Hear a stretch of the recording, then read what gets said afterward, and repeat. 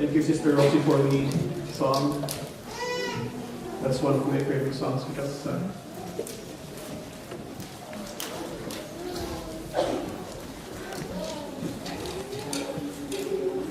just miss the days when my family.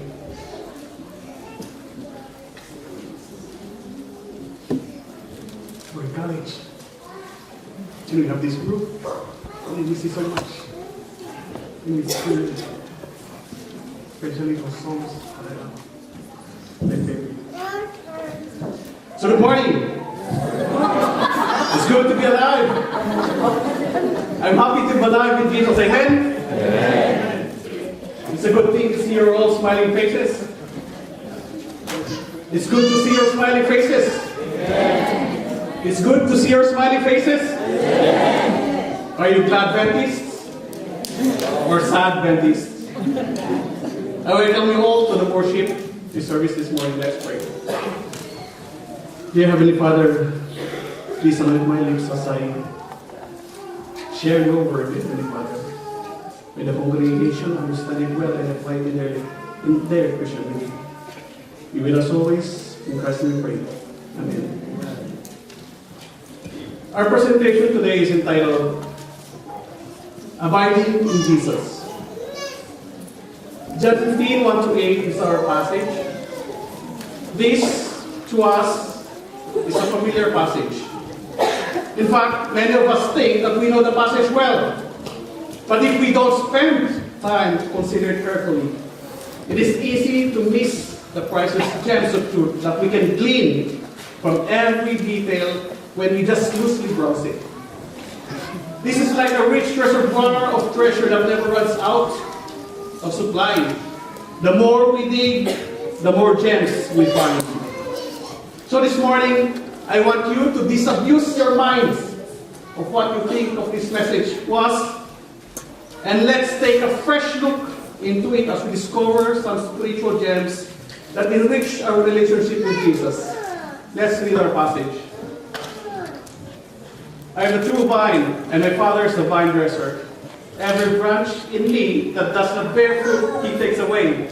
And every branch that bears fruit, he prunes, that it may bear more fruit. You are already clean because of the word which I have spoken to you. Abide in me, and I in you. As the branch cannot bear fruit of itself, unless it abides in the vine. Neither can you, unless you abide in me. I am the vine, you are the branches. He who abides in me, and I in him, bears much fruit, for without me you can do nothing. If anyone does not abide in me, he is cast out as a branch and is withered.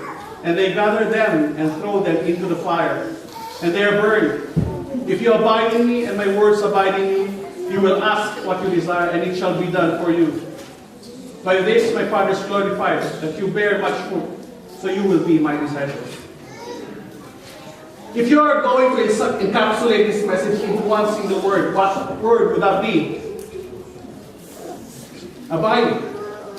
Jesus used this word in passage almost 10 times. However, in the New International Version, it doesn't use the word abide. Rather, it uses the word remain. Abide means also to remain, or to stay put. The essence of the word is don't move. Stay where you are.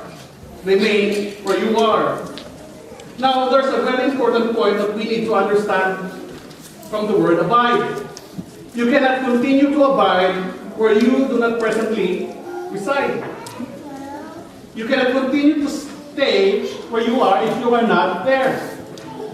If I say after worship service, I would like to invite you to abide with me in the sanctuary after worship, that can be an option. If, however, I say after worship, I invite you to abide with me after service at Saskatoon, do you think that's possible? Could you abide after worship service at Saskatoon? Not at all. You cannot, because you are not in Saskatoon, you're in Winnipeg. Jesus says 10 times in the passage, abide, abide, abide, abide, abide. Stay put. Again, let's take a look at verse 1 to 3.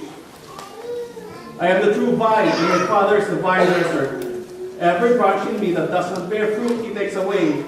And every branch that bears fruit, he prunes, that it may bear more fruit.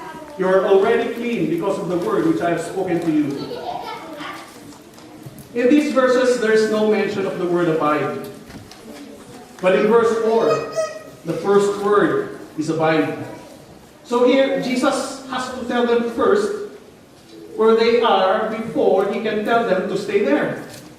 In other words, Jesus has to give them first confidence in their present position before he can exhort to stay in their place.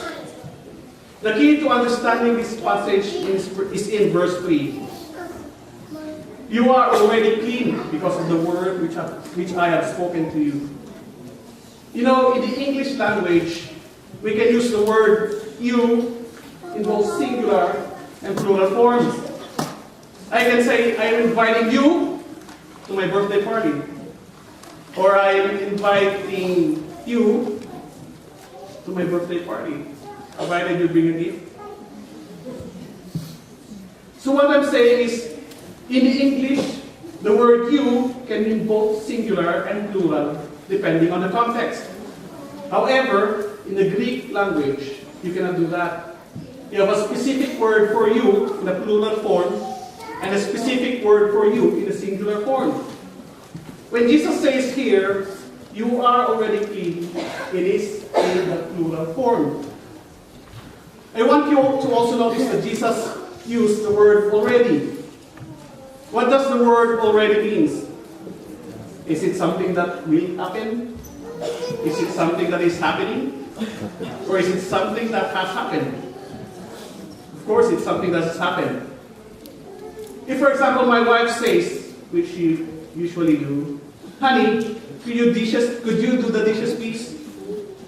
And if I say, no problem, honey, I've already washed the dishes. It's an unaccomplished task. It is something that has happened in the past. Now Jesus says, you are already clean. And he says something interesting. Because of the word that I have spoken to you. What is Jesus talking about here? What word is he talking about here? Well, I believe he's referring to something that occurred a few hours before when Jesus used a similar language. Let's take a look at, open your Bibles to John 13. This is about the Last Supper. We see here Jesus washing the feet of the disciples.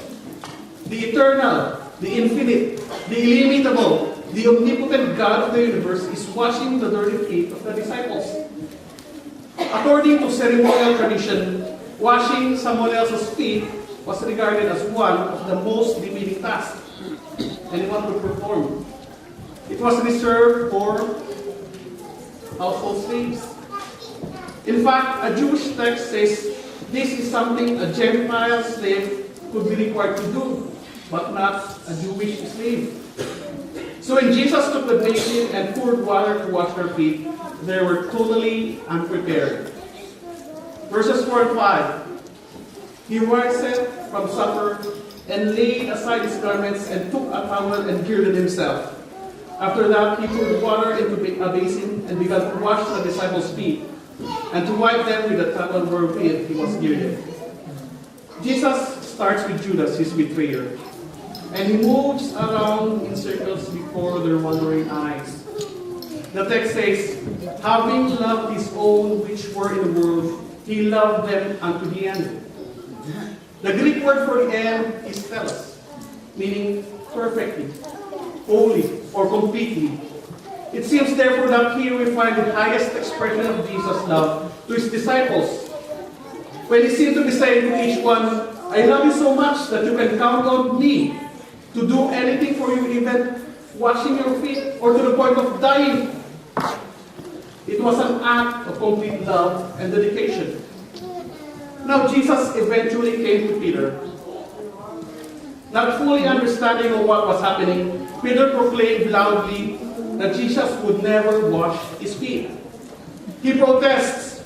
He cannot stand the thought of his teacher doing a work of the slave. Lord, are you kidding me? What do you think are you doing, Lord?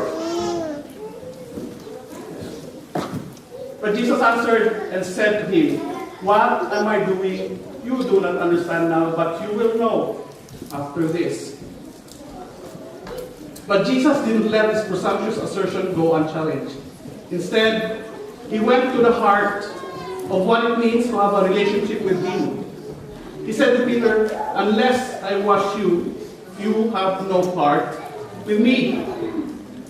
So this act of foot washing was to show to all humankind that the eternal, infinite love of Jesus is linked to the cleansing of the person, and that this cleansing comes through Jesus alone. It means that Jesus alone can wash the dirt of sin from us sinners. That Jesus alone can cleanse the hardened sins that have gotten into all the cracks of our lives. And so this is a symbol that Jesus alone can cleanse us. It also makes clear our need to overcome all pride and self-importance, for it has no place in the life of a true follower of Jesus. Friends, it is obvious that washing of the disciples' feet is a foreshadowing of the cross. Now, in response to Peter's rejection, Jesus says critically, "Unless I wash you, you have no part in me." The word for part is meros, can be used as one's share in an inheritance. So if